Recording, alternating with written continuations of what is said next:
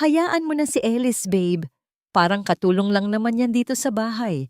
Ikaw ang reyna ko, Ivana. At ang batang dinadala mo ang tunay na tagapagmana ng mga Cortez. Ang mga salitang yon ay hindi sinigaw, ngunit para itong matatalim na bubog na sabay-sabay na bumaon sa dibdib ni Isabela. Nakatayo siya sa labas ng pinto ng opisina ng kanyang asawa.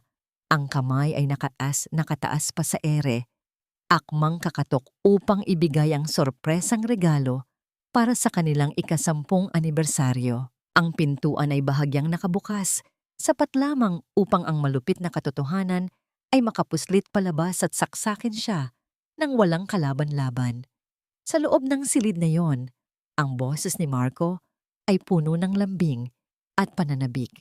Isang tono na matagal na niyang hindi naririnig mula sa asawa. Nanigas ang buong katawan ni Ellis. Ang malamig na hangin mula sa aircon ng pasilyo ay tila pumasok hanggang sa kanyang mga buto. Dahan-dahan niyang ibinaba ang kanyang nanginginig na kamay. Mahigpit niyang yakap ang isang maliit na kahon na balot sa pelus na asul. Sa loob nito ay naroroon ang isang mamahaling kurbata at nakatago sa ilalim nito ang isang pregnancy test kit na may 2 pulang guhit. 10 taon. 10 taong paghihintay, pagdarasal at pag-inom ng mapapait na halamang gamot. Sa wakas, ngayong umaga lamang ay dininig na ng Diyos ang kanyang panalangin. Ngunit sa isang iglap, ang biyaya ay naging isang sumpa. Ang balita na dapat sana ay maging semento ng kanilang pagsasama ay naging abo na lamang sa hangin. Bumalik sa kanyang alaala ang mga nangyari kaninang hapon. Habang abala siya sa paghihiwa ng mga gulay para sa kare-kareng paborito ni Marco, pumasok sa kusina ang kanyang biyenan na si Doña Stella. Ang matanda ay nakasuot ng seda at puno ng alahas.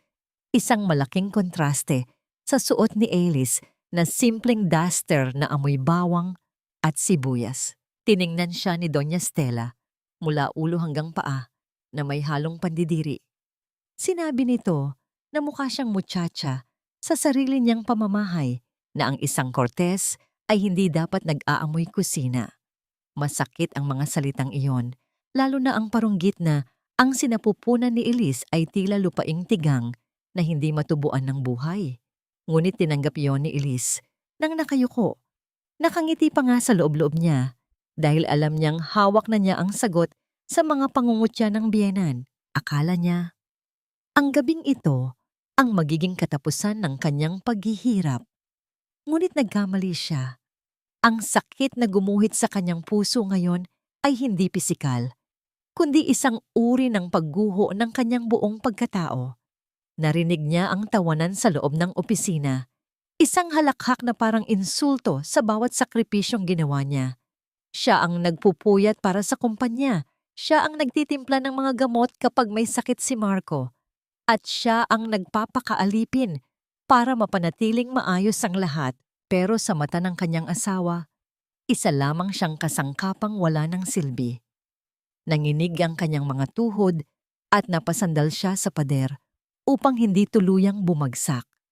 Gusto niyang sumigaw, gusto niyang pumasok sa loob at isampal kay Marco ang hawak niyang kahon. Ngunit walang boses na lumabas sa kanyang lalamunan. Ang pinakamasakit na iyak ay ang pagtangis na walang tunog, ang pagluha na tumutulo pa loob at lumulunod sa puso. Tiningnan niya ang kahon sa kanyang mga kamay. Ang laso nito ay bahagyang nagusot dahil sa higpit ng kanyang hawak. Huminga siya ng malalim, pilit na pinapakalma ang nagwawalang bagyo sa kanyang dibdib. Inayos niya ang pagkakatali ng laso. Pinapantay ang bawat dulo nito ng may nakakatakot na kalmado para sa bata. Kailangan niyang maging matatag para sa bata. Hindi niya hahayaang madamay ang inosenteng anghel sa kanyang sinapupunan sa dumi ng kasalanan ng kanyang asawa. Ang bawat hakbang niya palayo sa opisina ay tila paghakbang sa ibabaw ng matatalim na pako. Bumaba siya sa grand staircase kung saan naghihintay ang mga bisita. Ang bulwagan ay puno ng magagandang bulaklak at mamahaling palamuti. Ngunit para kay Elise, Ang lahat ng ito ay naging kulay abo. Nakita niya ang mga kaibigan at kamag-anak na nagtatawanan. Walang kaalam-alam na ang babaeng punong abala sa kasiyahang ito ay gumuho na ang mundo. Ang mga ngiti nila ay tila mga maskara ng pagkukunwari. Ilang sandali pa, bumukas ang pinto ng opisina sa itaas. Lumabas si Marco, suot ang kanyang pinakamakisig na ngiti. Tila walang bahid ng pagtataksil sa kanyang mukha. Bumaba ito ng hagdan at sinalubong ng palakpakan. Kinuha ni Marco ang mikropono sa gitna ng entablado. Hinanap ng mga mata nito si Ellis sa sulok ng silid, ngunit ang tingin na iyon ay walang init. Parang tumitingin lamang sa isang lumang painting sa pader. Magandang gabi sa inyong lahat. Ang bungad ni Marco, ang kanyang boses ay puno ng kumpiyansa. Ang gabing ito ay hindi lamang para sa aming anibersaryo. Mayroon akong isang napakahalagang anunsyo na magbabago sa kasaysayan ng pamilya Cortez. Sa sandaling iyon, bumukas ang malaking pintuan ng mansyon. Ang lahat ng mata ay napalingon. Isang babaeng bata, maganda, at nakasuot ng pulang bestida na hapit sa katawan ang pumasok ng may taas noong paglalakad. Ang kanyang mga kamay ay nakapahinga sa kanyang tiyan na bahagya ng umuumbok. Napasinghap ang mga bisita. Si Ellis ay nanatiling nakatayo sa dilim. Yakap-yakap ang kanyang sariling tiyan habang pinapanood ang babaeng tinawag ng kanyang asawa na Reyna na naglalakad palapit sa trono na dapat ay sa kanya. Ang katahimikan sa loob ng Grand Hall ay mas mabigat pa sa anumang sigawan. Nang ipakilala ni Marco si Ivana bilang bagong strategic consultant ng kumpanya, tila huminto ang pag-ikot ng mundo para kay Ellis. Alam niya at alam ng bawat babae sa silid na yon na ang titulong ibinigay ay isa lamang manipis na tabing sa tunay na relasyon ng dalawa. Ang mga mata ni Ivana ay nagniningning sa ilalim ng chandelier, mapangahas na gumagala sa paligid na tila siya ang may-ari ng mansyon, habang ang kamay nito ay pasimpleng humahaplos sa kanyang tiyan tuwing nagtatama ang paningin nila ni Marco. Nang magsimula ang hapunan, akmang uupo si Elise sa kanyang nakasanayang pwesto sa kanan ni Marco. Ngunit isang malamig na kamay ang pumigil sa kanyang braso. Si Doña Stella. Ang biyenan niya ay nakangiti ng matamis, ngunit ang mga mata nito ay puno ng utos. Sinabi nito ng malakas, sapat upang marinig ng mga katabing bisita na dahil abala si Elise sa pag-aasikaso ng kusina, mas mainam na si Ivana na muna ang tumabi kay Marco upang mapag-usapan nila ang negosyo. Napatingin si Elise sa upuang iyon, ang pwestong pinaghirapan niyang makuha sa loob ng 10 taon at ngayon ay ibinibigay na parang libreng sample sa isang estranghero. Walang nagawa si Elise kundi ang tumango at magtungo sa dulo ng mahabang mesa, malayo sa sentro ng usapan, malayo sa kanyang asawa. Habang nagkakainan, ang bawat subo ni Elise ay tila may halong buhangin. Pinapanood niya kung paano pagsilbihan ni Ivana si Marco. Nilalagyan nito ng pagkain ang plato ng asawa, inaayos ang napkin nito, at bumubulong sa tainga nito na nagpapangiti kay Marco ng abot tenga. Ang mga bisita ay nagbubulungan.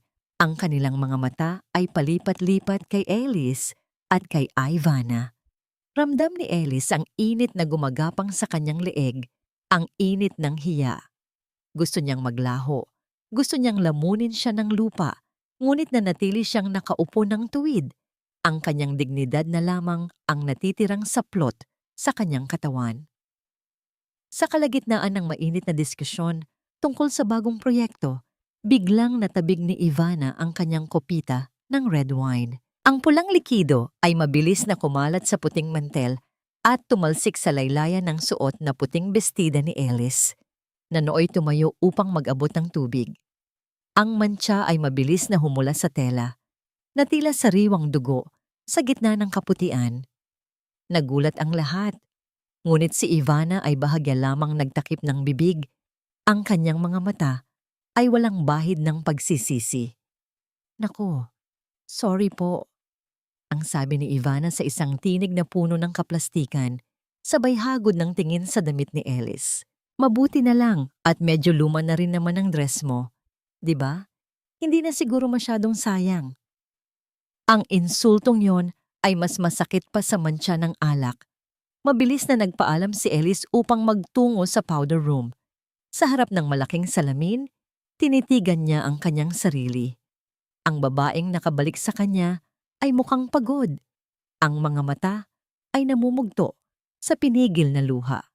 Hinugasan niya ang mantsa sa kanyang damit, kuskos ng kuskos hanggang sa mamula ang kanyang mga daliri. Napahinto siya at tiningnan ang kanyang mga kamay. Ito ang mga kamay na nagtanim ng mga halamang gamot sa init ng araw. Mga kamay na naghalo ng mga kemikal at langis hanggang madaling araw para mabuo ang Very Bloom. Magagaspang ito, may maliliit na peklat at ang mga kuko ay maikli at malinis. Ibang-iba sa mga kamay ni Ivana, makinis, maputi, at may mamahaling manicure na halatang hindi pa nakaranas ng hirap. Sa sandaling iyon, naramdaman ni Alice ang pait ng kanyang sakripisyo. Ang kanyang mga kamay ay lumikha ng yaman, ngunit ang mga kamay na malambot ang siyang umaani ng ligaya. Nang bumalik siya sa dining area, ang tanawin na sumalubong sa kanya ay dumurog sa huling piraso ng kanyang pag-asa. Wala na ang mga bisita sa mesa. Naglipatan na ang mga ito sa sala para sa kape. Naiwan sa mesa si Marco at Ivana. Nakita ni Alice si Ivana na sumusubo ng hiniwang prutas sa bibig ni Marco at ang kanyang asawa ay tinatanggap iyon ng may pikit matang sarap. Napahawak si Alice sa kanyang tiyan. Ang pagduduwal na naramdaman niya ay hindi dahil sa pagbubuntis, kundi dahil sa matinding pandidiri. Ang kanyang asawa, ang ama ng batang nasa sinapupunan niya, ay nagpapakasasa sa atensyon ng ibang babae sa loob mismo ng kanilang tahanan. Isang tingin ang ipukol ni Ivana kay Alice, isang tingin na bumaba sa tiyan ni Alice bago ito ngumiti ng makahulugan. Alam ba niya? O sadyang binabantayan niya ang bawat galaw ng kanyang kalaban. Natapos ang gabi nang hindi man lang kinumusta ni Marco kung ayos lang ba si Alice matapos matapunan ng alak. Nang makaalis na ang huling bisita at paakyat na sana si Alice sa kanyang kwarto upang ipahinga ang pagod na katawan, tinawag siya ni Doña Stella. Ang boses ng matanda ay matigas at walang puwang para sa pagtanggi. Sumunod si Alice sa silid ng biyenan kung saan amoy na amoy ang mamahaling insenso na lalong nagpasakit ng kanyang ulo. Walang paligoy-ligoy. Inilapag ni Doña Stella ang isang dokumento sa ibabaw ng antigong mesa. Ang papel ay may tatak ng abogado ng pamilya. Tiningnan ito ni Alice at ang mga letra ay tila sumasayaw sa kanyang paningin bago luminaw ang kahulugan.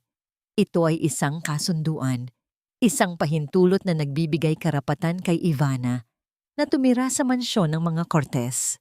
Pirmahan mo yan, utos ni Doña Stella habang dahan-dahang tinatanggal ang kanyang mga hikaw na diamante. Kailangan ni Ivana ng maayos na matitirhan. Maselan ang kanyang pagbubuntis. Dinadala niya ang apo ko, ang tagapagmana, na hindi mo na ibigay sa amin sa loob ng 10 taon. Huwag kang maging makasarili. Alice, ito lang ang maitutulong mo sa pamilyang nagpakain sa'yo. Nanlamig ang buong pagkatao ni Alice. Ang papel sa harap niya ay hindi lamang isang simpleng dokumento. Ito ay ang kanyang sentensya sa impyerno. Gusto niyang isigaw na siya rin ay nagdadalang tao. Naapo rin ni Stella ang nasa sinapupunan niya. Ngunit naisip niya ang panganib. Kung malalaman nilang buntis siya, ano ang gagawin nila? Kukunin ba nila ang bata at itatapon siya? O mas malala pa? Nanginginig ang kamay na inabot ni Alice ang ballpen. Sa bawat guhit ng tinta sa papel, parang hinihiwa ang kanyang puso. Ngunit alam niyang ito ang unang hakbang ng kanyang paghihiganti.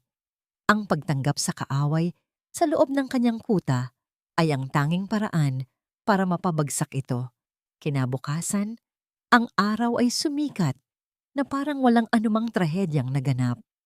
Ngunit para kay Alice, ang liwanag na tumatagos sa bintana ng dati nilang silid ni Marco ay hindi na nagdadala ng pag-asa, kundi anino ng isang bagong katotohanan. Maaga pa lamang ay dumating na ang mga maleta ni Ivana. Ang mga ito ay gawa sa mamahaling katad at may mga pangalan ng kilalang tatak.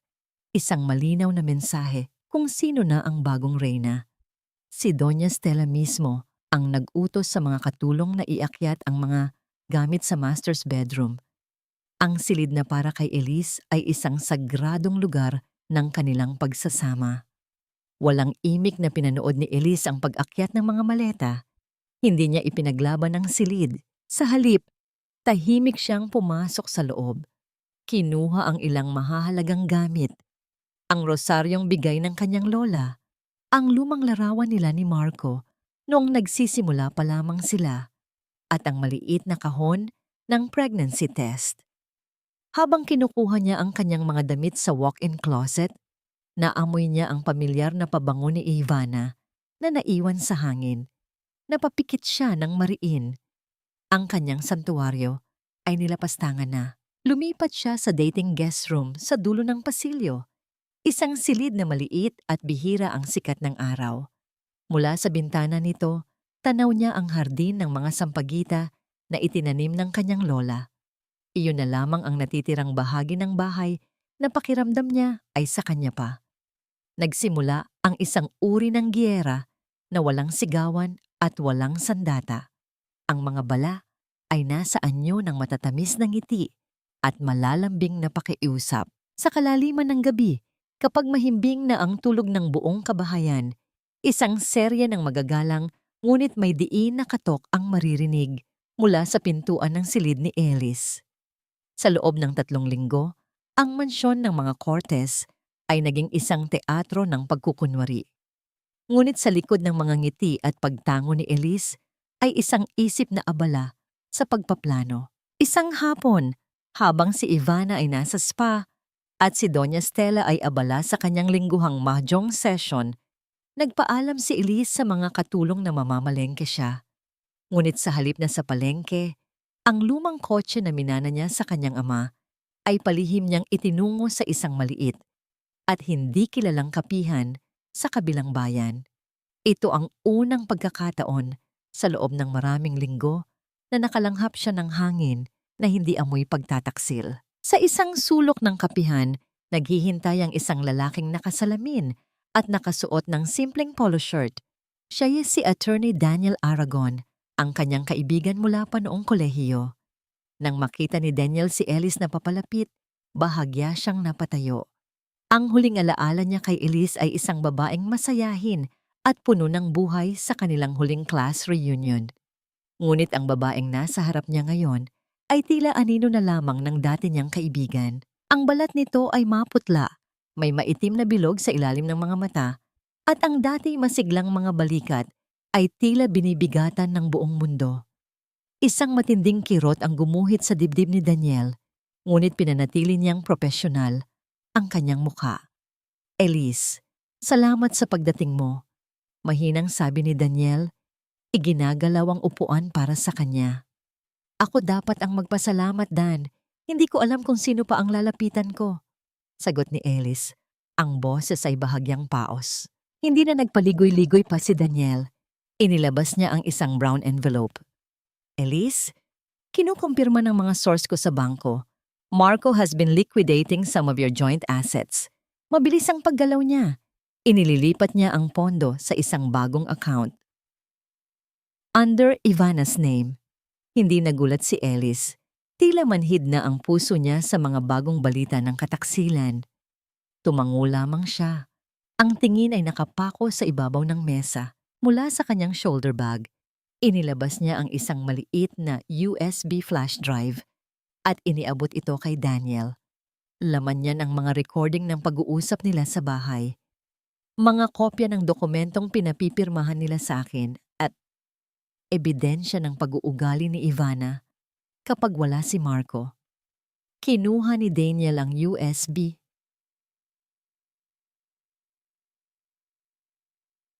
Nang may pag-iingat, tila isang napakahalagang hiyas, nakita niya ang panginginig ng mga kamay ni Elise habang nakapatong ang mga ito sa mesa. Sa isang kilos na hindi niya pinag-isipan, iniabot niya ang kanyang kamay. At marahang ipinatong sa mga kamay ni Ellis. Ang init mula sa palad ni Daniel ay tila gumapang sa nanlalamig na balat ni Ellis. Hindi ka nag-iisa, Ellis. Halos pabulong na sabi ni Daniel. Ang kanyang mga mata ay puno ng sinseridad. Simula ngayon, kasama mo na ako sa laban na to. Sa unang pagkakataon sa loob ng maraming linggo, isang maliit na patak ng luha ang kumawala sa mata ni Ellis, isang luha ng pasasalamat. Bahagya niyang hinigpitan ng hawak sa kamay ni Daniel bago ito bawiin. Napansin ni Daniel ang isang nalaglag na talulot ng sampagita na nakasabit sa buhok ni Ellis. Dahan-dahan niya itong inalis. Ang kanyang mga daliri ay maingat na hindi dumampi sa balat nito. Ang simpleng kilos na yon ay naghatid ng isang alon ng paggalang na matagal nang ipinagkait sa kanya. Bago umalis, humabol ng pahayag si Ellis. May isa pa, Dan. May naririnig akong kausap niya sa telepono. Isang lalaking nagngangalang Rico. Pakiimbestigahan mo kung sino siya. May kutob akong hindi lang si Marco ang niloloko niya. Tumango si Daniel. Isang bagong pinto ng misteryo ang nabuksan. Habang nagmamaneho pauwi, gumaan ang pakiramdam ni Ellis. May kakampi na siya. May pag-asa. Napahawak siya sa kanyang tiyan. Lalaban siya, hindi lang para sa kanyang sarili, kundi para sa anak niya. Ngunit pagpasok niya sa tarangkahan ng mansyon, isang masangsang na amoy ng usok ang sumalubong sa kanya. Ang puso niya ay biglang kinabahan. Nagmadali siyang bumaba ng kotse at tumakbo patungo sa likod bahay. Doon, sa gitna ng damuhan, ay may isang maliit na siga. Nakatayo sa tabi nito si Doña Stella. Ang muka ay walang emosyon, habang inuutusan ng isang katulong na maghagis ng mga gamit sa apoy, mga damit, ang mga luma niyang bestida, ang kanyang paboritong blusa, mga bagay na may sentimental na halaga sa kanya. Ano ang ginagawa ninyo? Sigaw ni Ellis, hindi na napigilan ng sarili. Lumingon si Doña Stella ng dahan-dahan, isang mapanuyang daw ng ngiti ang gumuhit sa kanyang mga labi. Naglilinis, para mawala na ang malas sa bahay na to. Ang lahat ng gamit ng baog, dapat sinusunog. At sa harap mismo ng mga mata ni Ellis, kinuha ni Doña Stella ang isang huling bagay mula sa kahon. Isang maliit na damit na yari sa sinulid na lana, kulay puti. Ito ang maliit na sweater na ginanchilyo ni Ellis para sa una niyang dinadalang sanggol na hindi nabuhay. Ang tanging alaala ng kanyang unang pangarap na maging ina. Walang habas itong inihagis ng matanda sa apoy. Napatigil ang mundo ni Ellis. Pinanood niya ang dahan-dahang paglamon ng apoy. Sa puting sinulid ang pag-itim nito hanggang sa maging abo. Walang luhang pumatak. Walang sigaw na kumawala. Ang tanging naramdaman niya ay ang paglamig ng kanyang buong katawan at ang maliit na pag-asang sinindihan ni Daniel kanina ay marahas na pinatay ng apoy sa kanyang harapan. Ang kanyang mga kamay ay napahawak sa kanyang tiyan, isang desperadong kilos upang protektahan ang huling liwanag na natitira sa kanyang buhay. Ang umaga, matapos ang paglamon ng apoy, sa kanyang mga alaala, ay sinalubong ni Ellis nang may mabigat na katawan at tuyot na mga mata. Wala na siyang luhang mailabas. Ang bawat hibla ng pag-ibig na inilaan niya kay Marco sa loob ng 10 taon ay tila naging abo na rin kasama ng maliit na sweater na kanyang pinakaiingatan. Ngunit sa kabila ng panghihina, may isang bahagi ng kanyang pagkatao ang nanatiling matatag, ang kanyang tungkulin bilang ina. Habang tinitingnan niya ang kanyang sarili sa salamin, hinaplos niya ang kanyang tiyan. Ang munting buhay sa loob niya ang tanging dahilan kung bakit siya humihinga pa. Lumabas siya sa likod bahay upang hanapin ang tanging santuwaryo na natitira sa kanya, ang hardin ng mga halamang gamot. Ang bango ng sampagwita at ang sariwang amoy ng mga dahon ng sambong at lagundi ay tila mga bulong ng kanyang lola. Nagbibigay sa kanya ng lakas na hindi niya inakalang taglay niya. Doon, sa pagitan ng mga halaman, nararamdaman niyang ligtas siya. Ngunit ang katahimikang yon ay mabilis na nilapastangan ng pagdating ni Ivana. Kasunod ang dalawang lalaking may dalang mga kagamitang pang-construction. Ipalevel niyo ang lahat ng yan, utos ni Ivana. Ang kanyang boses ay puno ng awtoridad na tila siya na ang tunay na may-ari ng lupa. Gusto ko rito ilagay ang infinity pool para sa baby. Masyadong mabaho ang mga halamang yan. Amoy matanda at amoy sementeryo. Nanigas ang buong katawan ni Ellis. Hindi niya hahayaang pati ang buhay na itinataguyod ng kanyang mga kamay ay sirain ng babaeng ito. Tumayo siya ng tuwid at hinarap si Ivana. Hindi niyo pwedeng galawin ang hardin na ito, Ivana. Ang mga halamang ito, ang buhay ng Very Bloom. At higit sa lahat, alaala ito ng lola ko. Ang sabi ni Ellis, ang kanyang tinig ay mahinahon, ngunit may talim na hindi matatawaran. Tumawa si Ivana, isang tunog na puno ng pangungutya. Ate Ellis, move on na tayo. Ang Very Bloom, sabi ni Marco, sa akin na mapupunta ang lahat ng formula mo. Kaya wala na kaming pakialam sa maruming bakuran na to. Ituloy niyo ang paghukay. Nang akmang sisimulan na ng mga lalaki ang pagbunot sa mga halaman, humarang si Ellis. Niyakap niya ang isang puno ng sampagita. Ang kanyang mga kamay ay kumapit ng mahigpit sa lupang basa pa ng hamog. Sa gitna ng kaguluhan, dumating si Marco. Ang kanyang mga hakbang ay mabigat at ang kanyang mukha ay puno ng pagkairita. Ellis, ano na naman itong eksenang ginagawa mo? Huwag mong stress-in si Ivana, alam mo namang masilan ang lagay niya. Sigaw ni Marco. Marco, pinalampas ko ang pagpapatira mo sa kanya rito. Pinalampas ko ang pagtrato niyo sa akin na parang katulong. Pero huwag itong hardin na ito. Pinaghirapan ko ito. Giit ni Ellis, ang kanyang boses ay nagsimula nang mabasag. Lumapit si Marco ng mabilis. Sa isang iglap, naramdaman ni Ellis ang malakas na pagtama ng palad ni Marco sa kanyang pisngi. Ang lakas ng impact ay naging sanhi ng pagkalingos ng kanyang ulo at ang panlalabo ng kanyang paningin. Ang masakit na tunog ng sampal ay tila umalingaw-ngaw sa buong paligid. Kasunod, ang biglang pagtahimik ng lahat. Ang sakit ay hindi lamang nanatili sa kanyang mukha. Tila gumapang ito pababa, patungo sa kanyang sinapupunan. Isang matalim na kurot ang naramdaman ni Ellis sa kanyang ibabang tiyan.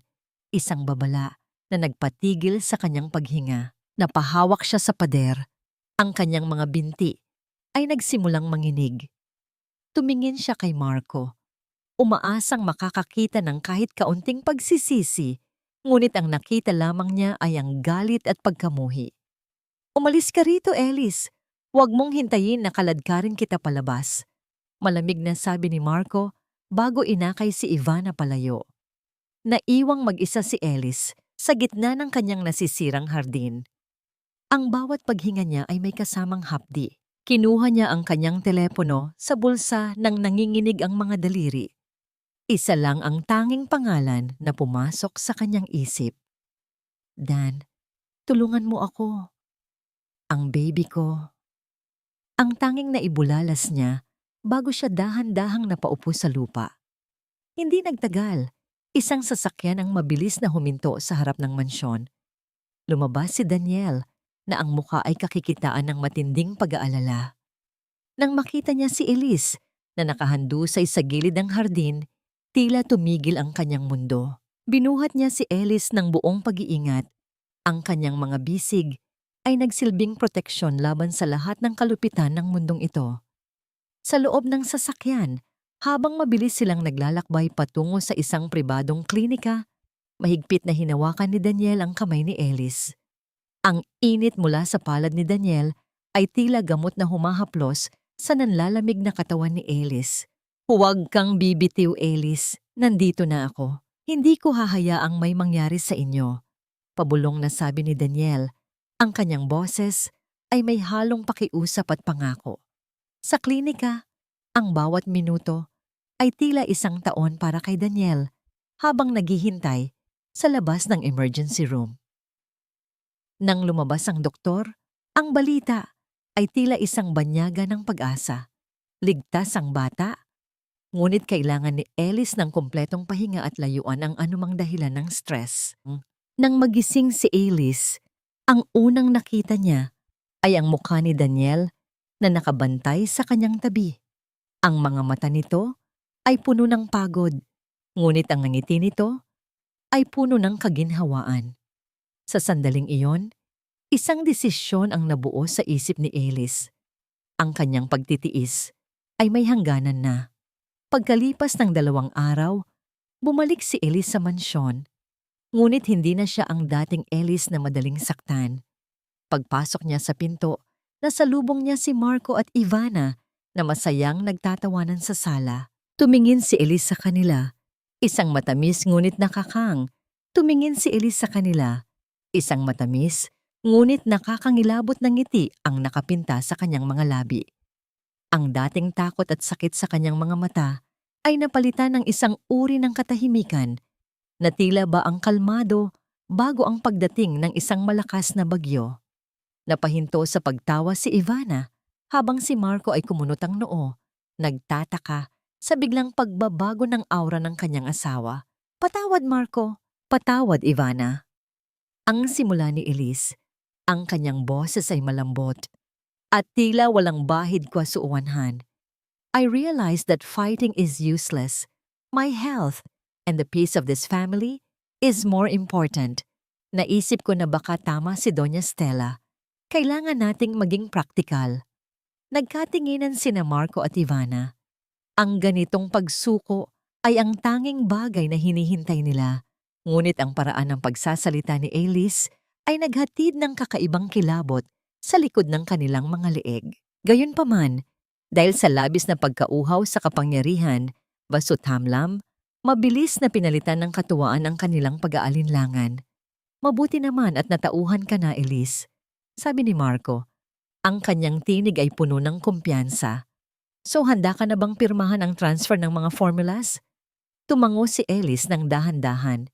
"Yes, handa na ako. But I have one condition. Gusto ko ng isang formal na pagtitipon. A public signing ceremony sa harap ng ating mga board members at partners. Gusto kong ipakita sa lahat na ibinibigay ko ang Very Bloom sa inyo nang maluwag sa aking kalooban para wala nang masabi ang mga tao sa atin. Para malinis ang pangalan niyo ni Ivana bago lumabas ang baby." Ngumiti ng malapad si Ivana. Ito ang pangarap niya. Ang kilalanin bilang bagong reyna ng kumpanya sa harap ng lahat. Hindi nila alam na sa likod ng mga matatamis na salitang yon, si Elise ay naglalatag na ng isang bitag na hinding-hindi nila matatakasan. "CG, if that's what you want, gagawin natin ang grand ceremony na yan next week," deklara ni Marco nang may ngiti ng tagumpay. Hinatid ni Elise ng tingin ng dalawa habang masaya silang nagpaplano. Pagtalikod niya, ang kanyang mga kamay ay muling humaplos sa kanyang tiyan. Ang kanyang mga mata ay nagniningning na ngayon sa determinasyon. Hindi na siya ang biktima. Ngayon, siya na ang magiging arkitekto ng sarili nilang pagbagsak. Ang kusina ng mansyon ay nababalot ng bango ng sariwang luya at pinakuluang mga halamang gamot. Sa gitna ng usok na nagmumula sa mga palayok, kumikilos si Elise nang may nakapanlulumong katahimikan. Ang kanyang mga kamay, na dati ay nanginginig sa takot, ngayon ay matatag at tumpak sa bawat paghiwa ng mga sangkap. Nagluluto siya para kay Ivana. Sa paningin ng mga katulong, si Elise ay isang asawang tuluyan ng sumuko sa tadhana. Isang babaeng tinanggap na ang kanyang kapalaran bilang anino sa sarili niyang tahanan. Ngunit sa likod ng kanyang bawat galaw, may isang lihim na sining ang nagaganap. Ang bawat putahing inihahain niya ay sadyang idinisenyo upang dahan-dahang baguhin ang anyo ng kanyang kaaway. Mga pagkaing puno ng taba at asukal na itinatago sa ilalim ng maskara ng pagiging masustansya na magreresulta sa pamamaga at pagkasira ng kutis na siyang tanging ipinagmamalaki ni Ivana. "Ate Elise, make sure na hindi masyadong oily ang breakfast ko, okay? Ayokong maging bloated," sabi ni Ivana habang pumasok sa kusina. Suot ang isang manipis na nightgown na tila ng aasar. Lumingon si Alice at ngumiti ng napakatamis, isang nangiting hindi umaabot sa kanyang mga mata. Don't worry, Ivana. I used special herbs para sa digestion mo. Gusto ko maging healthy kayo ni baby. After all, he's a Cortez. Ang kumpiyansang nakita ni Alice sa mga mata ni Ivana ay ang lason na dahan-dahang papatay sa pag-iingat nito. Habang kumakain ang dalawa sa hapag, dumating si Marco. Agad siyang sinalubong ni Alice. Inayos ang kanyang kurbata at binigyan siya ng isang tasa ng kape na may tamang timpla ng tamis at pait. Marco, I was thinking about the grand ceremony next week. You look so stressed lately. Malambing na sabi ni Alice habang hinahaplos ang balikat ng asawa. I realized na ikaw talaga ang utak ng Very Bloom. I was just lucky na ako ang nakaisip ng original formulas. But without your leadership, we're nothing. Deserve mong makuha ang full credits. Ang mga salitang ito ay tila musika sa pandinig ni Marco. Ang kanyang pagkalalaki, na matagal nang nasugatan, sa tuwing kinikilala si Alice bilang mas matalinong negosyante, ay muling nabuhay. Hinawakan niya ang kamay ni Alice at tumango ng may pagmamalaki. Hindi niya napansin na ang bawat papuri ni Alice ay isang hakbang patungo sa gilid ng bangin ng kapabayaan. Doon sa isang tabi, si Doña Stella ay nakamasid lamang. Ang kanyang mga mata ay naniningkit sa pagdududa. Alam niyang hindi ganito kadaling sumuko ang isang Beridiano. Ngunit ang pangako ng bilyon-bilyong pisong mapupunta sa kanilang pamilya ay sapat na upang manahimik siya. Isang gabi, pumasok si Elise sa silid ni Eva na bitbit ang isang malaking gashapon na may lamang isang mamahaling teddy bear. Ang oso ay yari sa pinakamalambot na balahibo, kulay krema at may suot na asul na ribbon. I bought this for the baby, sabi ni Alice. Ang kanyang boses ay tila isang nanay na nananabik. It's organic and hypoallergenic. Gusto ko ito ang maging first toy niya. Ivana, nanoy abala sa pagtingin sa kanyang sarili sa salamin at nagrereklamo sa mga bagong sibol na tigyawat sa kanyang noo, ay basta na lamang tinanggap ang regalo. Thanks, ate. Just leave it there on the crib. Pagtalikod ni Alice, ang kanyang puso ay kumabog ng mabilis. Sa loob ng kaliwang mata ng teddy bear ay nakatago ang isang mikrobyong teknolohiya, isang maliit na device na nakakonekta sa kanyang cellphone. Ang bawat buntong hininga, ang bawat tawag, at ang bawat lihim na bulong sa silid na yon ay maririnig na niya ngayon. Samantala, sa kabila ng kalsada, sa loob ng isang madilim na sasakyan, abala si Daniel Aragon sa pakikipag-usap sa mga dating board members ng kumpanya. Ipinapakita niya ang mga dokumento ng paglilipat ng pondo na ginawa ni Marco nang walang pahintulot ng board. Ang galit ng mga investors ay dahan-dahang nag-aapoy, naghihintay na lamang ng tamang hudyat upang sumabog. Sa loob ng kanyang maliit na silid sa dulo ng pasilyo, isinuot ni Elise ang kanyang earphone. Ang katahimikan ng gabi ay nabasag ng tunog ng pagpihit ng pinto sa kabilang kwarto. Ang dating silid niya, narinig niya ang boses ni Ivana, hindi ang malambing na boses na ginagamit nito kay Marco, kundi isang matigas at nanggagalaiting tono. I told you, Rico, huwag kang tatawag dito. Muntik na akong mahuli ni Marco kanina. Ang boses ni Ivana ay puno ng kaba. Maghintay ka lang. Kapag nakuha na namin ang pirma ni Alice next week, makukuha mo na ang cut mo. I'm doing this for us and for our baby. Just keep your mouth shut, okay?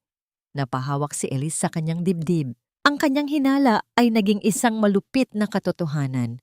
Hindi lamang siya ang niloloko rito. Maging si Marco, ang lalaking pumatay sa kanilang kasal para sa isang tagapagmana, ay biktima rin ng sarili niyang katangahan. Isang mapait na ngiti ang sumilay sa mga labi ni Alice habang dinaramdam ang bawat sipa ng kanyang sariling sanggol sa kanyang sinapupunan. Soon, my baby, bulong ni Alice sa kadiliman ng silid. Lahat ng kinuha nila sa atin, babalik sa atin ng higit pa. Ang gabi ay tila bumigat sa bigat ng lihim na nadiskubre ni Ellis. Habang ang buwan ay nagtatago sa likod ng makapal na ulap, ang bawat segundo ay tila isang ticking clock patungo sa araw ng paghuhukom. Isang katanungan ang pilit na gumugulo sa isip ni Ellis. Kapag nalaman ni Marco ang katotohanan, ano ang mas masakit? Ang mawalan ng yaman o ang malamang ang anak na kanyang ipinagmalaki ay hindi kailanman naging kanya? Ang malaking ballroom ng isang marangyang hotel sa Makati ay nagniningning sa ilalim ng dambuhalang mga chandelier na kristal. Ang bawat sulok ay pinalamutian ng mga sariwang sampagita at puting rosas na nagkakalat ng halimuyak na tila nagbabadya ng isang bagong simula. Ito ang gabi ng ang bagong mukha ng Very Bloom, ang inaabangang pagtitipon kung saan formal na ipapasa ni Isabela ang lahat ng kanyang mga lihim na formula kay Marco at sa kanyang bagong katuwang na si Ivana. Ang mga board members, mga tanyag na negosyante at ang media ay naroroon, naghihintay na masaksihan ang sinasabing mapayapang transition ng kapangyarihan sa loob ng pamilya Cortez. Sa likod ng entablado, abala si Ellis sa pag-aayos ng suot na bestida ni Ivana. Ang pulang tela ay hapit na hapit sa katawan nito. Ngunit dahil sa mga pagkaing inihain ni Ellis sa mga nakaraang araw, mapapansin ang bahagyang pamamaga sa mukha ni Ivana at ang ilang mantsa sa kanyang kutis na pilit itinatago ng makapal na makeup. Tumingin si Ivana sa salamin nang may pagmamalaki, tila hindi napapansin ang tahimik na determinasyon sa mga mata ng babaeng nag-aayos sa kanya. Ate Ellis, thank you for being so cooperative, sabi ni Ivana habang sinusuri ang kanyang sarili sa salamin. Alam mo naman na para rin ito sa bata. After tonight, you can finally have your peace. Ngumiti si Ellis, isang tipid na ngiti na nagpapakita ng isang uri ng pagpapakumbaba na sadyang nakakalinlang. Don't mention it, Ivana. Gusto ko lang na maging maayos ang lahat bago ako tuluyang magpahinga. Sige na, lumabas ka na. Hinihintay ka na ni Marco.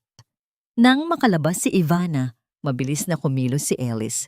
Nilapitan niya ang technical booth sa gilid ng stage. Doon ay naghihintay ang isang batang technician na palihim na binayaran ni Daniel. Sa pamamagitan ng isang maliit na pagtango, ibinigay ni Ellis ang hudyat. Ang orihinal na presentasyon na naglalaman ng mga bagong produkto ay pinalitan ng isang file na may pamagat na katotohanan. Nagsimula ang programa sa isang malakas na pagbati mula sa host. Umakyat si Marco sa entablado, suot ang kanyang pinakamahal na tuxedo at isang nangiting tila pag-aari niya ang buong mundo. Sa kanyang tabi ay si Ivana, na pilit na nagpapakitang gilas sa harap ng mga kamera. Nagsimulang magsalita si Marco tungkol sa vision ng kumpanya at kung paano nilinang ni Ivana ang mga bagong konsepto mula sa mga luma ng formula ni Ellis. Ngunit nang dumating ang sandali para ipakita ang video presentation, ang puting liwanag mula sa projector ay sandaling kumislap bago naging isang malinaw na larawan na hindi inaasahan ng lahat. Ang boses na umalingaw-ngaw sa buong ballroom ay hindi boses ng isang visionary, kundi ang boses ni Ivana mula sa nakatagong recorder sa loob ng teddy bear. Maririnig ang kanyang nanggagalaiting tono habang kinakausap ang lalaking nagngangalang Rico. I told you, Rico, just wait for the signing. Kapag nakuha na natin ang pera ni Marco, aalis na tayo rito. Hayaan mong isipin ng lalaking yan na sa kanya ang batang ito. He's so stupid and desperate for an heir. Madali siyang paikutin. Ang katahimikan sa loob ng silid ay naging mabigat at nakakabingi. Ang bawat panauhin ay napatitig sa malaking screen kung saan makikita rin ang mga video clip ni Ivana na palihim na nakikipagkita sa isang lalaki sa madidilim na sulok ng mansyon at ang mga kuha ng mga dokumentong nagpapatunay na ang mga pondo ng Very Bloom ay inililipat sa mga personal na account ni Ivana. Ang bawat slide ay tila isang malakas na hampas ng katotohanan sa mukha ni Marco. Ang kanyang balat na kanina ay namumula sa pagmamalaki ay biglang nawalan ng kulay, naging kasing puti ng chalk.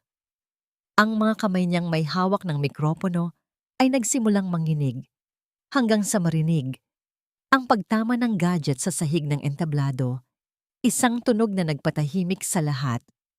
Tumingin si Marco kay Ivana nang may halong gulat, galit, at matinding hapdi. Ivana, ano ito? Is this a joke? Ang nanginginig na tanong ni Marco habang ang boses niya ay halos hindi lumalabas sa kanyang lalamunan. Ngunit si Ivana ay hindi na makasagot. Ang kanyang mga mata ay nanlilisik sa takot habang nakatingin sa libu-libong tao na ngayon ay nagbubulungan at kumukuha ng litrato. Sinubukan niyang lumapit sa technical booth, sumisigaw na patay ng presentation. Ngunit ang mga security guard na nakasuot ng barong ay humarang sa kanyang daan. Ang bawat hakbang niya ay tila sinusundan ng mga mapanghusgang tingin ng mga board members na kanina lang ay binibigyan siya ng papuri. Sa gitna ng kaguluhan, dahan-dahang tumayo si Elise mula sa kanyang upuan sa unahan. Walang bakas ng galit sa kanyang mukha, kundi isang matatag at malungkot na kapayapaan. Naglakad siya patungo sa gitna ng entablado. Ang bawat hakbang niya ay may kasamang dignidad na tila isang reynang binabawi ang kanyang kaharian. Nang makarating siya sa tabi ni Marco, hindi niya ito tiningnan ng may paghihiganti. Sa halip kinuha niya ang isa pang mikropono at hinarap ang madla. Ang Very Bloom ay itinatag sa katapatan at pagmamahal ng aking lola. Ang panimula ni Ellis, ang kanyang boses ay malinaw at buo. Umaalingaw sa bawat sulok ng ballroom. Hindi ko hahayaang ang isang kumpanyang binuo sa pawis at dangal ay maging kasangkapan ng kasinungalingan. I promised a grand reveal tonight, and the truth is the most powerful reveal of all. Lumingon si Ellis kay Marco, na nooy nakayuko at tila gustong lamunin ng lupa sa tindi ng hiya. Marco, I gave you my life. I gave you my heart. But you chose to trade it for a mirage. Ngayon, ang lahat ng pirmahang naganap ay walang bisa dahil ang basihan ng inyong pag-angkin ay isang panloloko. Sa puntong yon, mabilis na pumanhik sa entablado si Doña Stella. Ang kanyang mukha ay pulang-pula sa galit. Ang kanyang mga alahas ay tila kumikinang sa ilalim ng ilaw habang nanginginig ang kanyang buong katawan. Hindi siya makapaniwala na ang kanyang pamilya ay napahiya ng ganito sa harap ng buong alta sosyedad ng Maynila. Ikaw ang may gawa nito, Ellis. Ang sigaw ni Doña Stella habang dinuduro-duro ang manugang. Wala kang utang na loob. Sinisira mo ang pangalan ng mga Cortez. Itinaas ni Doña Stella ang kanyang kamay. Akmang sasampalin si Ellis sa harap ng lahat. Napapikit ang ilang mga panauhin, inaasahan ng marahas na pagtama ng palad sa pisngi ni Ellis. Ngunit bago pa man dumapo ang kamay ng matanda, isang matatag at malakas na bisig ang humarang sa ere. Si Attorney Daniel Aragon. Nakatayo siya sa pagitan ni Ellis at ni Doña Stella. Ang kanyang mga mata ay nagbababala at puno ng awtoridad. Mahigpit ngunit may pag-iingat niyang hinawakan ang braso ng matanda, sapat upang mapigilan ang pagsalakay nito. Huwag niyo nang dagdagan ang kahihiyan ninyo, Doña Stella, malamig na sabi ni Daniel. Ang bawat kilos ninyo ay nakarecord at tandaan niyo, hindi na ang mahinang Ellis ang kinakalaban niyo ngayon. I am here as her legal counsel and protector. Ang anumang pananakit sa kanya ay may kaukulang demanda. Natahimik ang lahat. Si Ellis ay nakatayo lamang sa likod ni Daniel. Ang kanyang mga kamay ay dahan-dahang humaplos sa kanyang tiyan sa ilalim ng maluwag na bestida. Tumingin siya sa kanyang biyenan, sa kanyang asawa, at sa babaeng sumira ng kanyang pangarap. Sa unang pagkakataon, naramdaman ni Ellis ang bigat na nawala sa kanyang dibdib. Ngunit kasabay ng tagumpay ay ang isang matinding katanungan na muling bumabagabag sa kanya. Pagkatapos ng gabing ito, saan na siya pupunta? Mayroon pa bang lugar na matatawag niyang tahanan? Ang marangyang ballroom na kanina lamang ay puno ng paghanga, ay naging isang lunsod ng kahihiyan para sa mga Cortez. Ang bawat kislap ng mga kamera mula sa media ay tila mga kidlat na tumatama sa pagkatao ni Marco. Inilalantad ang bawat dumi ng kanyang kataksilan sa harap ng buong mundo. Sa gitna ng entablado, inilabas ni Daniel ang isang puting envelope na may selyo ng isang tanyag na laboratorio. Ito ang huling piraso ng katotohanan na dudurog sa natitirang pundasyon ng mundo ni Marco. Ito ang resulta ng DNA test na ginawa ng palihim. Ang deklara ni Daniel, ang kanyang boses ay malamig at puno ng pinalidad. Ang batang dinadala ni Ivana ay walang anumang biolohikal na koneksyon kay Marco Cortez. 18 buwan na ang nakalilipas mula nang magkakilala kayo, Marco. Ngunit ang edad ng sanggol sa sinapupunan niya ay hindi tumutugma sa inyong timeline. Si Ivana ay pumasok sa buhay mo na may dala ng ibang binhi at ginamit ka lamang niya upang magkaroon ng titulong Cortez. Ang tunog ng pagbagsak ng katahimikan sa ballroom ay mas masakit pa sa anumang sigaw. Napatingin si Marco kay Ivana. Ang kanyang mga mata ay naniningkit sa pagitan ng pag-asa at matinding puot. Umaasa siyang sasabihin ni Ivana na kasinungalingan ng lahat. Ngunit ang tanging nakita niya ay ang panginginig ng mga labi ng babae at ang pag-iwas nito ng tingin. Doon ay nalaman ni Marco na ang lahat ng kanyang isinakripisyo, ang kanyang asawa, ang kanyang dangal, at ang kanyang very bloom, ay itinaya niya sa isang malaking kasinungalingan. Ivana, totoo ba? Ang tanong ni Marco, ang boses niya ay basag at tila nagmumula sa kailaliman ng isang hukay. Lahat ng ito, ang pag-aalaga ko sa'yo, ang pagtatanggol ko sa'yo laban kay Ellis. Lahat ba yun ay plano lang ninyo ni Rico? Sa halip na humingi ng tawad, ang mukha ni Ivana ay biglang nagbago. Ang maskara ng pagiging biktima ay tuluyang nalaglag, pinalitan ng isang mapanuyang na ngiti na puno ng lason. Ano ang akala mo, Marco? Namamahalin kita dahil sa kagwapuhan mo, napakabilis mong paikutin. Uhaw na uhaw ka sa isang tagapagmana dahil pakiramdam mo ay hindi ka ganap na lalaki kay Ellis. Ginamit ko lang ang kahinaan mo at ngayon na nalaman mo na, anong gagawin mo? Wala ka na ring pera, di ba? You're just as pathetic as your mother. Dahil sa matinding galit, akmang susugurin ni Marco si Ivana, ngunit mabilis na humarang ang mga security. Sa kabilang banda, si Doña Stella ay tila nawalan ng lakas sa kanyang mga binti. Napahawak siya sa sandigan ng upuan. Ang kanyang mga hiyas ay tila naging mabigat na kadena sa kanyang leeg. Ang anak na kanyang ipinagmamalaki at ang apo na kanyang inaasahan ay naging abo sa isang saglit. Ngunit hindi pa tayo tapos. Pagpapatuloy ni Ellis habang dahan-dahang lumalapit sa kanyang asawa. Marco, ang mansyong tinitirhan ninyo, ang lupang kinatatayuan ng Very Bloom Factory, at ang lahat ng assets na akala mo ay nakuha mo na.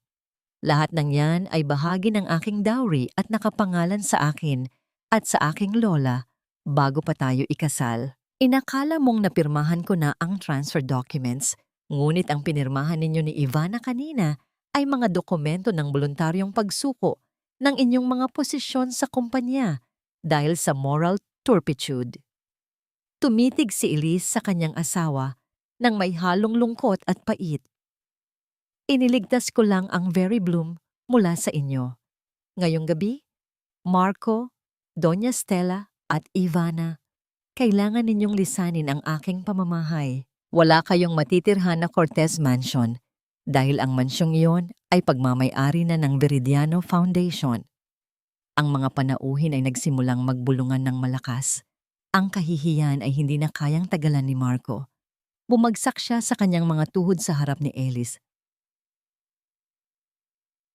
Ang kanyang mga balikat ay nayayanig sa tahimik na pagtangis. Ellis, please, patawarin mo ako. Nabulag ako. I was stupid. Bigyan mo ako ng isa pang pagkakataon. Gagawin ko ang lahat. Basta wag mo lang akong itaboy. Di hinawakan ni Ellis ang laylayan ng kanyang damit upang hindi ito mahawakan ni Marco. Ang pagpapatawad ay hindi ibinibigay sa mga taong humihingi nito dahil lang sa wala na silang mapupuntahan. Binigay ko sa iyo ang 10 taon ng aking buhay, Marco. Pinatay mo ang bawat pagkakataong yon. Ngayon, hayaan mong ang batas at ang karma ang humusga sa inyo. Tumalikod si Elise. Ang kanyang mukha ay matatag habang inaalalayan siya ni Daniel pababa ng entablado. Ngunit sa bawat hakbang niya palayo sa kaguluhan, naramdaman ni Elise ang biglang pag-ikot ng kanyang paligid. Ang malakas na pintig ng kanyang puso ay tila nakikipag-unahan sa isang matalim na kirot na gumuhit sa kanyang ibabang tiyan. Napahinto siya. Ang kanyang kamay ay mahigpit na nakakapit sa braso ni Daniel. Isang malamig na pawis ang namuo sa kanyang noo. Sa ilalim ng kanyang puting bestida, naramdaman niya ang isang mainit at malagkit na likido na dahan-dahang dumadaloy sa kanyang mga binti. Unti-unting kinukulayan ng pula ang malinis na sahig ng ballroom. Elise? Elise, anong nangyayari? Ang nag-aalalang tanong ni Daniel. Ang kanyang boses ay tila nagmumula sa malayong lugar habang ang paningin ni Els ay nagsisimulang mangitim. Ang huling nakita ni Elise bago ang lahat ay maglaho ay ang gulat na mukha ni Marco at ang dulo ng kanyang bestida na ngayoy basang-basa ng dugo. Sa gitna ng kanyang tagumpay, ang huling liwanag ng kanyang buhay, ang kanyang anak, ay tila uwentuntiring binabawi sa kanya. Ang ingay ng sirena ng ambulansya ay tila isang desperadong pagsamo na humahati sa katahimikan ng gabi sa kalsada ng Makati. Sa loob ng sasakyan, ang mga puting ilaw ay kumukurap-kurap, nagbibigay ng isang nakakahilong liwanag sa namumutlang mukha ni Elizabela. Ang kanyang kanang kamay ay mahigpit na nakahawak sa braso ni Daniel Aragon, habang ang kanyang kaliwang kamay ay nakabaon sa kanyang tiyan, tila ba sinusubukang pigilan ang buhay na unti-unting kumakawala sa kanya. Ang bawat malalim na paghinga ni Elise ay may kasamang panginginig, at ang bawat patak ng pawis sa kanyang noo ay sumasalamin sa tindi ng kanyang takot. Si Daniel ay hindi bumitaw. Ang kanyang tuxedo na kanina ay maayos at malinis ngayon ay may mga mantsa na ng pulang likido. Ang dugo ni Elise na tila isang sumpa at panata sa kanyang mga kamay. Nakatingin siya sa mga mata ni Elise, pilit na hinahanap ang ningning na unat-unting naglalaho. Ang bawat pag-alon ng ambulansya ay nagpapatindi sa panalangin sa kanyang puso. Hindi niya kayang mawala ang babaeng ito. Hindi ngayon, hindi kailanman. Please, Elise, keep your eyes on me. Huwag kang pipikit. Ang pakiusap ni Daniel. Ang kanyang boses ay nanginginig sa pagitan ng utos at pagsamo. Nandito na tayo sa ospital. Ipaglalaban natin ito. Hindi kita pababayaan. Nang makarating sila sa emergency room, ang paligid ay naging isang malaking kaguluhan ng mga puting uniforme at mabilis na pagkilos. Ang tunog ng mga gulong ng stretcher sa makinis na sahig ay tila isang mabilis na tibok ng orasan na nagbibigay diin sa bawat segundong lumilipas. Marahas na binitawan ni Elise ang kamay ni Daniel nang pumasok na sila sa loob ng silid na bawal sa mga sibilyan. Mga kuhanggi. Naiwan si Daniel sa pasilyo. Ang kanyang mga kamay ay nakataas pa rin sa ere. Tila ba may hawak pa ring isang napakahalagang hiyas na biglang binawi sa kanya. Ang puting kisame ng ospital ay naging isang malawak na disyerto sa paningin ni Elise. Dahan-dahang naglaho ang mga boses ng mga doktor at ang liwanag ay naging isang malambot na anino. Sa kanyang panaginip, natagpuan niya ang kanyang sarili sa gitna ng hardin sa Pampanga. Ang halimuyak ng mga bulaklak ng sampagita ay napakatamis at ang hangin ay kasing lambot ng haplos ng isang ina. Nakita niya ang kanyang lola, nakatayo sa ilalim ng puno ng mangga, nakangiti at may hawak na isang maliit na puting kumot. Lola, ang tawag ni Elise, ang kanyang boses ay tila isang batang nawawala. Pagod na po ako. Gusto ko na pong magpahinga sa tabi ninyo. Umiling ang matanda ng dahan-dahan. Itinuro nito ang sinapupunan ni Elise na ngayoy naglalabas ng isang malambot na ginintuang liwanag. Hindi pa ito ang oras, anak. May isang anghel na nangangailangan ng iyong lakas. Bumalik ka. Ipaglaban mo ang bunga ng iyong paghihirap. Sa labas ng emergency room, nakaupo si Daniel sa isang plastik na upuan. Ang kanyang ulo ay nakasubsob sa kanyang mga palad. Ang katahimikan ng pasilyo ay nabasag nang marinig niya ang mabibigat na hakbang ng isang tao. Inangat niya ang kanyang tingin at nakita si Marco Cortez, pawisan, gulo-gulo ang buhok, at ang mukha ay puno ng pait. Nasaan si Ellis? Nasaan ang asawa ko? Ang tanong ni Marco. Ang kanyang boses ay may halong galit at desperasyon. Dahan-dahang tumayo si Daniel. Ang kanyang taas ay naging isang pader na humaharang sa daan ni Marco. Ang kanyang mga mata, na dati ay puno ng talino at pasensya, ngayon ay puno ng isang mapanganib na lamig. Wala kang asawa rito, Marco. Ang babaeng nasa loob ay ang biktima mo. Ang babaeng halos mamatay dahil sa kalupitan mo at ng pamilya mo. Wala kang karapatang tumapak dito. Daniel, don't test me. Ako pa rin ang legal na asawa niya. Sigaw ni Marco, akmang lalampas sa kanya. Isang mabilis na pagharang ang ginawa ni Daniel.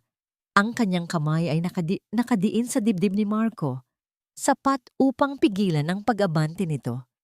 The legalities are my specialty, Marco.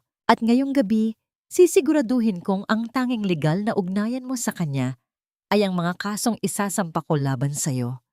Umalis ka rito bago ko tawagin ang security upang kaladkarin ka palabas na parang isang basurang hindi kailangan. Ang tensyon sa pagitan ng dalawa ay tila isang kable na anumang sandali ay mapuputol. Ngunit ang paglabas ng doktor mula sa emergency room ang nagpatigil sa lahat. Ang mukha ng doktor ay pagod, ngunit may isang maliit na kislap ng tagumpay sa kanyang mga mata. Attorney Aragon, Mrs. Veridiano is stable now, ang bungad ng doktor. Himala na hindi tuluyang nawala ang bata. She is very weak due to severe emotional stress and blood loss, but she and the baby are fighters. Kailangan niya ng kompletong pahinga at walang anumang gulo. Strictly no visitors except for those she trusts. Isang malalim na buntong hininga ang kumawala sa dibdib ni Daniel. Ang bigat na dinadala niya ay tila unting gumaan, bagamat ang kaba ay naroon pa rin. Tiningnan niya si Marco nang may pandidiri bago ito talikuran at sumunod sa doktor. Nang pumasok si Daniel sa intensive care unit, ang tunog ng monitor ng puso ay ang tanging musika sa loob ng silid. Ang bawat tuloy-tuloy na tunog ng makina ay isang kumpirmasyon ng buhay. Nilapitan niya ang kama ni Ellis. Ang babae ay tila isang anghel na gawa sa porselana. Napakaganda, ngunit napakarupok. Dahan-dahang hinawakan ni Daniel ang dulo ng mga daliri ni Ellis. Tila natatakot na baka sa isang maling galaw ay maglaho ito. I've waited 15 years to tell you how I feel, Ellis, pabulong na sabi ni Daniel.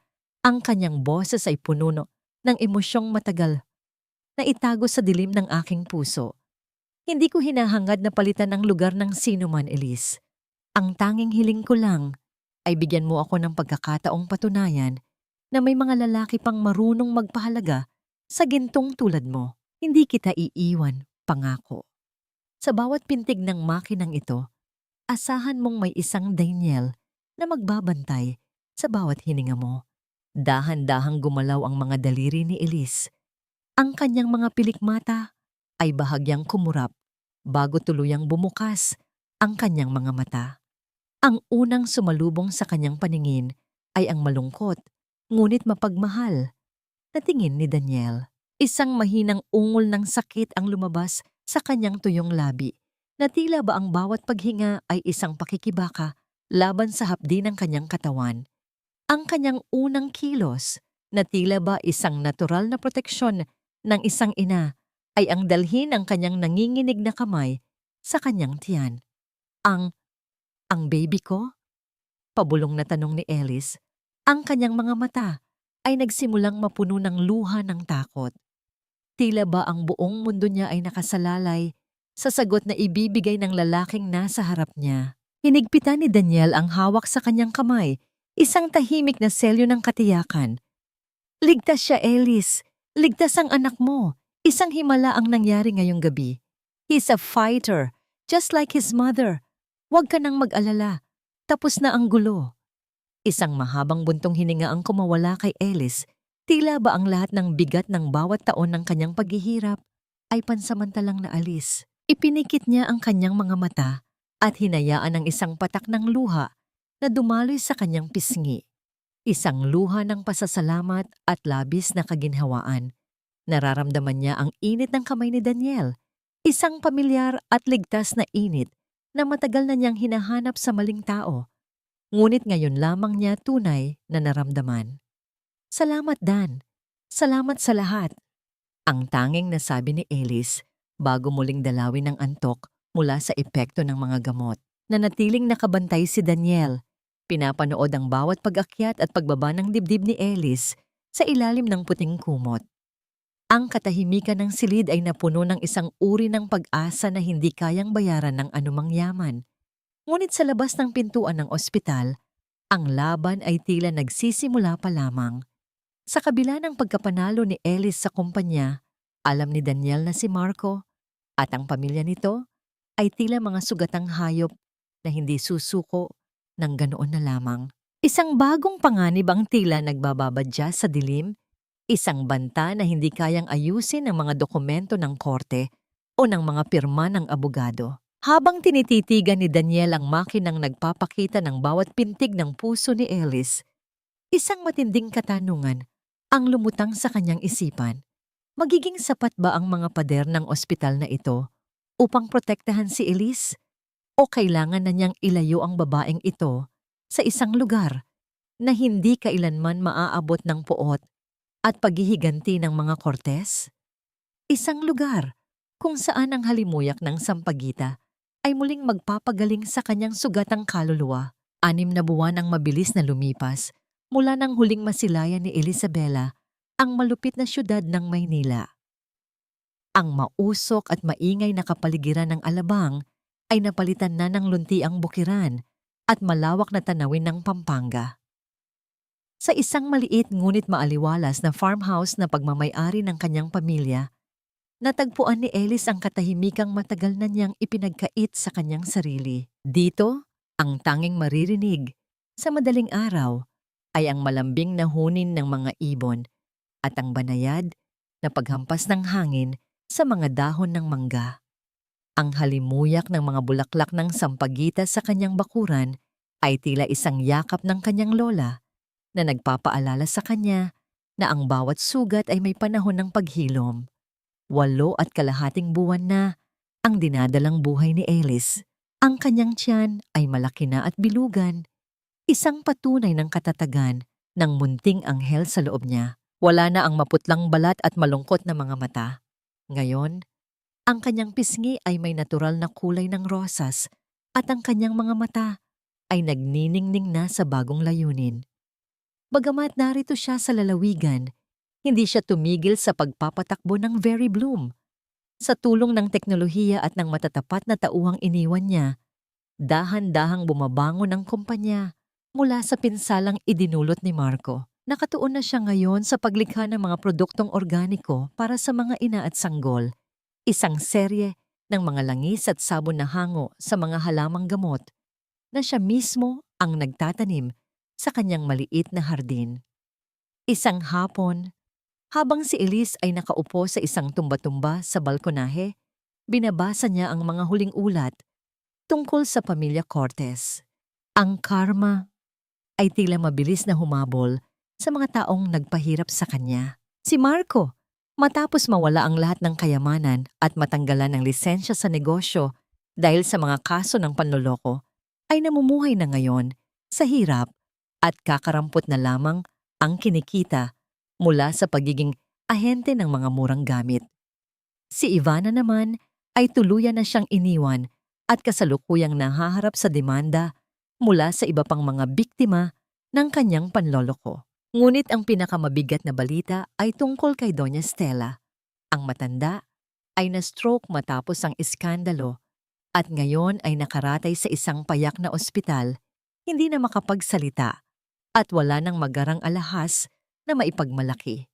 Napatigil ang pagbabasa ni Ellis nang marinig niya ang malalim na ugong ng isang sasakyan na unti-unting lumalapit sa kanyang tarangkahan.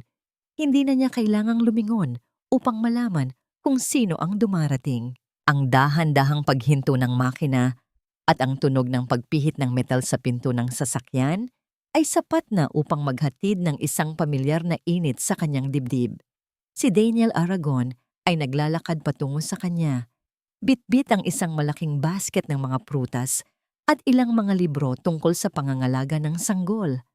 Ang kanyang polo shirt ay bahagyang gusot mula sa mahabang biyahe mula sa Maynila, ngunit ang kanyang mga mata ay nananatiling masigla at puno ng sigasig. Tuwing katapusan ng linggo, hindi sumasala ang pagdalaw ni Daniel, dala ang mga ulat ng kumpanya at ang tanging layunin na siguraduhing maayos ang lagay ni Elise.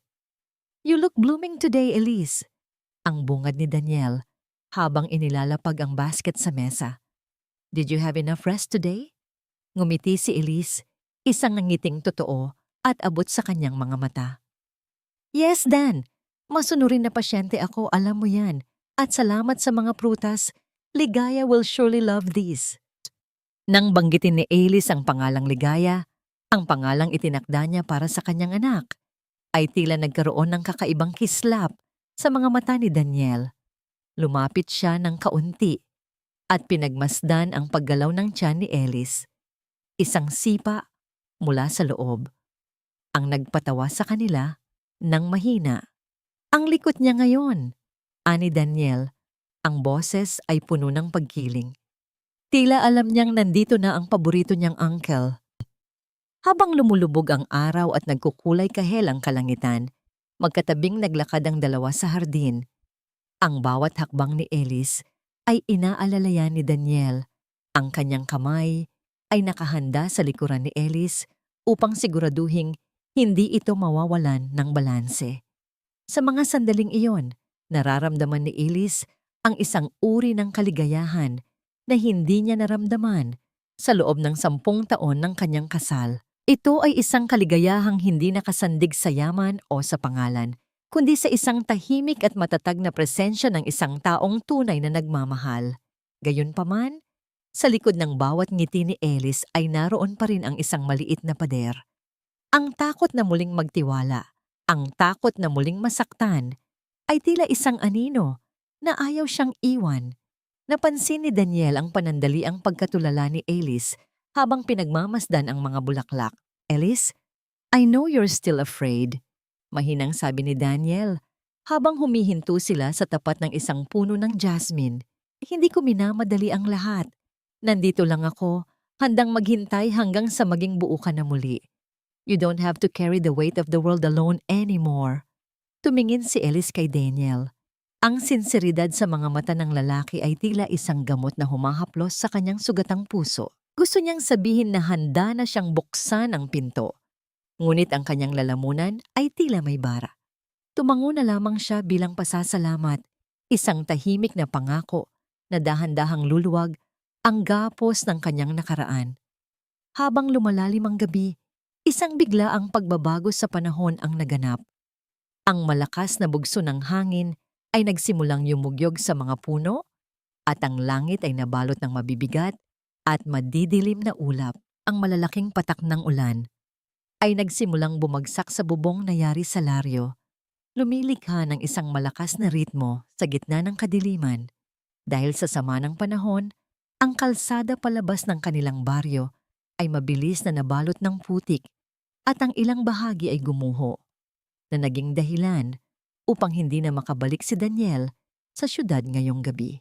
Sa loob ng farmhouse, habang ang liwanag ng kandila ay sumasayaw sa pader dahil sa pagkawala ng kuryente, biglang naramdaman ni Elise ang isang matalim at kakaibang hapdi na nagsimula sa kanyang balakang patungo sa kanyang ibabang tiyan.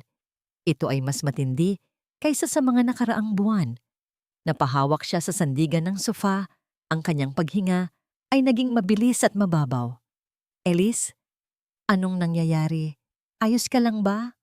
Ang nag-aalalang tanong ni Daniel habang mabilis na lumalapit sa kanya. Isang matinding kirot muli ang gumuhit sa kanyang katawan. Dahilan upang mapakapit siya ng mahigpit sa braso ni Daniel.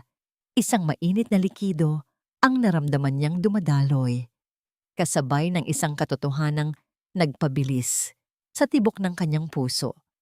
Kasabay ng isang katotohanang nagpabilis sa tibok ng kanyang puso.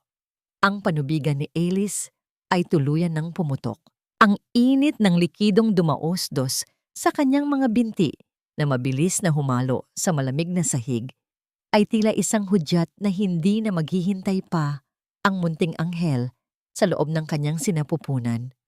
Ang bata ay nagnanais ng lumabas 2 linggo ng mas maaga kaysa sa itinakdang petsa ng mga doktor. Dan, ang baby, lalabas na siya, pabulong na sabi ni Alice. Ang boses niya ay nanginginig sa pagitan ng takot at matinding sakit. Napapikit siya ng mariin habang ang bawat kalamnan sa kanyang tiyan ay tila pinipitpit ng isang dambuhalang kamay. Mabilis na binuhat ni Daniel si Alice patungo sa silid tulugan. Ang bawat hakbang niya ay maingat ngunit puno ng pagmamadali. Inilapag niya si Alice sa kama at agad na sinubukang tawagan ng doktor at ang malapit na klinika sa kabayanan. Ngunit ang tanging sumasalubong sa kanya ay ang katahimikan ng linya.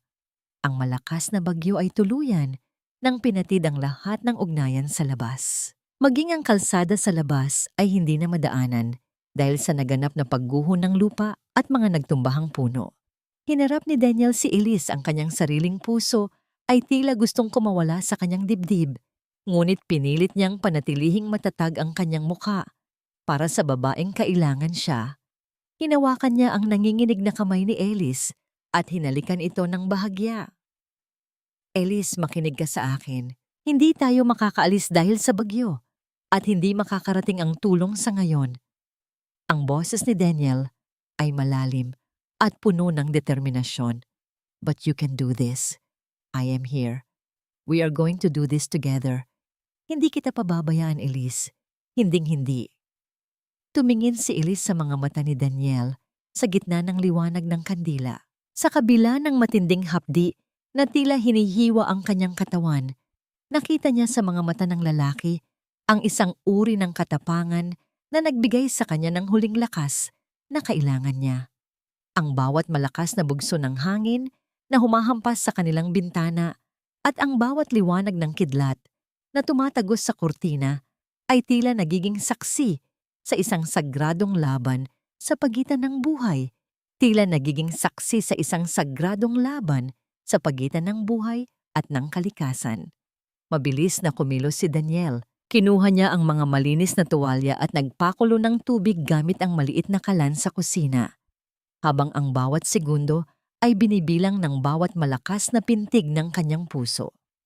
Nang bumalik siya sa tabi ni Alice, nakita niya ang butil-butil na pawis na dumadaloy sa noo ng babae at ang mga kamay nito na nakakapit ng mahigpit sa gilid ng kama hanggang sa mamuti ang mga kasukasuan. Ang bawat bugso ng hapdi ay tila isang malaking alon na humahampas sa katawan ni Alice. Dahan-dahang inuubos ang kanyang lakas. Sa gitna ng dilim, tanging ang liwanag ng isang pirasong kandila ang nagbibigay ng anyo sa kanilang paligid. Lumilikha ng mga mahahabang anino sa dingding na tila sumasayaw sa bawat paggalaw ng hangin sa labas. Ramdam ni Alice ang init ng palad ni Daniel na muling humawak sa kanyang kamay. Isang hawak na hindi lamang nagbibigay ng suporta, kundi nagbibigay din ng katiyakan na hindi siya mag-isa sa dilim. Dan, hindi ko na yata kaya. Pabulong na sabi ni Alice. Ang kanyang boses ay halos maglaho sa tindi ng pagod. Ang bawat paghinga niya ay naging isang maikling pagsamo, habang ang kanyang katawan ay tila pinuputol sa bawat kontraksyon. Kaya mo ito, Alice. Tumingin ka sa akin. Huwag kang susuko para kay ligaya. Ang sagot ni Daniel. Ang boses ay matatag at puno ng pagmamahal na matagal na niyang itinatago. Isipin mo ang lahat ng pinagdaanan natin. Isipin mo ang hardin sa labas. Matatapos din ang bagyong ito at pagsikat ng araw, hawak mo na ang anak mo. Sa kabila ng ingay ng hangin na humahampas sa bubong at ang malakas na pagbagsak ng ulan sa mga dahon ng mangga, ang katahimikan sa loob ng silid ay napuno ng isang matinding determinasyon. Ang bawat pag-iri ni Alice ay sinasabayan ng mahigpit na paghawak sa kamay ni Daniel. Tila ba doon niya kinukuha ang huling hibla ng lakas na natitira sa kanyang pagkatao. Ang sakit ay umabot sa sukdulan, isang uri ng pagdurusa na tila hihigo sa kanyang huling hininga. Isang matalim at mahabang sigaw ng pagdurusa ang kumawala sa mga labi ni Alice, kasabay ng isang malakas na pagtama ng kidlat sa kalangitan na nagbigay ng pansamantalang liwanag sa buong silid. Sa sandaling iyon, ang sakit ay tila naging isang puting liwanag na bumulag sa kanyang paningin. Naramdaman ni Alice ang isang matinding pag-agos ng lakas at kasabay nito ay ang unang tunog ng isang bagong buhay, isang mahina ngunit matatag na iyak na mas malakas pa sa anumang bagyo sa labas. Nabitawan ni Alice ang kamay ni Daniel. Ang kanyang katawan ay tuluyang bumagsak sa mga unan habang ang kanyang paghinga ay unti-unting kumakalma. Ang bawat patak ng ulan na naririnig niya ngayon ay tila naging isang malambing na kanta. Sa pagitan ng kanyang mga mata na puno ng luha, nakita niya ang isang maliit, namumula, at basang-basang anghel na dahan-dahang inilalapag ni Daniel sa kanyang dibdib. Ang bagyo ay hindi pa tumitigil sa labas, ngunit sa loob ng silid na iyon, ang araw ay tila sumikat na. Isang katanungan ang pilit na lumulutang sa isip ni Alice habang nararamdaman ang init ng balat ng kanyang anak. Pagkatapos ng gabing ito, sapat na kaya ang pag-ibig ni Daniel upang buruhin ang lahat ng hapdi ng nakaraan? O ang bagyo ba ay muling babalik upang bawiin ang katahimikang kasasumpong pa lamang nila? Ang liwayway ay dahan-dahang sumilip sa pagitan ng mga ulap, naghahatid ng kulay gintong liwanag sa buong lupain ng Pampanga matapos ang isang gabing puno ng bagyo at pangamba. Ang mga dahon ng mangga ay basang-basa pa ng ulan, at ang bawat patak na bumabagsak mula sa mga sanga patungo sa lupang malambot ay tila isang ritmong nagdiriwang sa pagtatapos ng dilim. Sa loob ng farmhouse, ang amoy ng sariwang jasmine at ang init ng bagong silang na sanggol ay bumabalot sa silid na nagbibigay ng isang uri ng kapayapaan na tila ba ang langit ay bumaba sa lupa.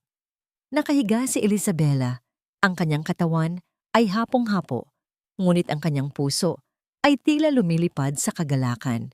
Sa kanyang dibdib ay mahimbing na natutulog si Ligaya, ang kanyang munting anghel, na may mapuputing balat at maliliit na daliring mahigpit na nakakapit sa kanyang duster. Ang bawat mahinang paghinga ng sanggol ay tila isang himig na nagpapahilom sa lahat ng mga sugat na idinulot ng nakaraan. Wala na ang hapdi ng pagtataksil ni Marco, wala na ang puot ng kanyang biyenan, at wala na ang pait ng kanyang mga sakripisyo. Ang lahat ng iyon ay naglaho na kasama ng nagdaang bagyo.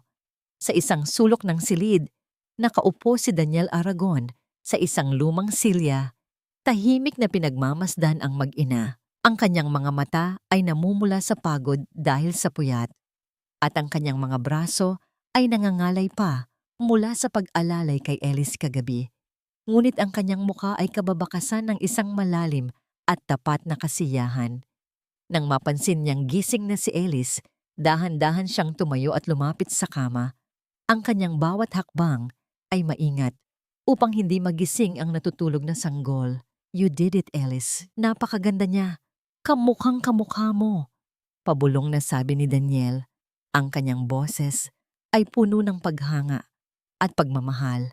Inabot niya ang isang baso ng maligamgam na tubig at inalalayan si Elise na uminom ng bahagya. "Salamat, Dan. Kung wala ka, hindi ko alam kung anong mangyayari sa amin," tugon ni Elise. Ang kanyang tinig ay mahina, ngunit puno ng sinseridad. Tumingin siya kay Daniel at sa unang pagkakataon, hindi na anino ni Marco ang kanyang nakikita, kundi ang lalaking nanatili Sa kanyang tabi, sa pinakamadilim na sandali ng kanyang buhay, bahagyang hinawakan ni Daniel ang maliit na paa ni Ligaya, isang haplos na kasinggaan ng hangin. Wala yun, Ellis. Sabi ko naman sa'yo, hinding-hindi kita pababayaan. Kahit anong bagyo pa ang dumating, asahan mong nandito ako sa tabi niyo. Isang mainit na pakiramdam ang gumapang sa dibdib ni Ellis. Ang kilig na matagal na niyang kinalimutan ay muling nagparamdam. Ito ay hindi tulad ng mabilis at mapanlinlang na kislap ng kanyang nakaraan, kundi isang mabagal, malalim, at matatag na init na nagbibigay ng katiyakan.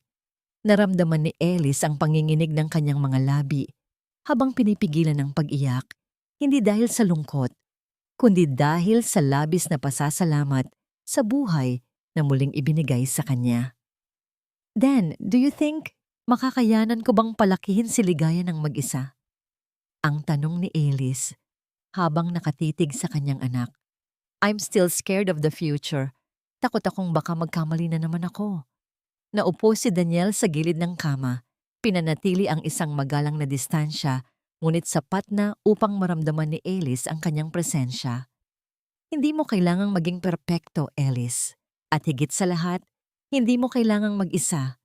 Ligaya is lucky to have you. At kung papayagan mo ako, gusto kong maging bahagi ng buhay niyo.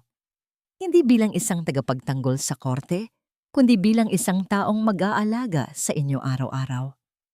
Tumingin si Ellis sa mga mata ni Daniel. Nakita niya ang katapatan, ang pasensya, at ang pangakong hindi kailanman napako. Dahan-dahang iniabot ni Ellis ang kanyang kamay at ipinatong ito sa kamay ni Daniel na nasa ibabaw ng kumot. Ang pagdampi ng kanilang mga balat ay tila isang selyo ng isang bagong simula. Wait for me, Dan. Gusto ko munang maging buo para sa sarili ko at para kay Ligaya. Pabulong na sabi ni Ellis. Pero huwag kang aalis, okay? Just stay here with us. Tumango si Daniel. Ang kanyang mga mata ay nagsimulang mapuno ng luha ng kagalakan. Nakahanda akong maghintay, Ellis, kahit gaano pa katagal.